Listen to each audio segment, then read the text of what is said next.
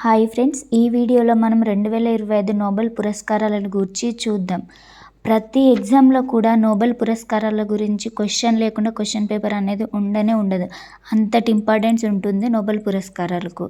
So ఇప్పుడు మనం background ఏంటో చూద్దాం. నోబెల్ యొక్క అసలు పేరు ఆల్ఫ్రెడ్ బెర్నెట్ నోబెల్. ఇతను స్వీడన్కు చెందిన వ్యక్తి. 1901లో నోబెల్ పురస్కారాలు ప్రారంభమయ్యాయి.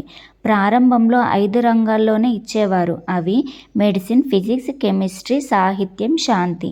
1968లో అర్థశాస్త్రంను కూడా చేర్చారు. కానీ మొదటిసారి అర్థశాస్త్రంలో నోబెల్ పురస్కారం ఇచ్చిన సంవత్సరం మాత్రం 1969. ప్రస్తుతం 6 రంగాల్లో ఇస్తున్నారు. ప్రతి సంవత్సరం డిసెంబర్ 10న ఈ పురస్కార ప్రదానోత్సవం అనేది జరుగుతుంది. నెక్స్ట్ వీడియోలో మనం 2025 అవార్డు గ్రహీతలను చూద్దాం. వీడియో కనుక నచ్చినట్లయితే లైక్, షేర్, సబ్స్క్రైబ్ చేయండి.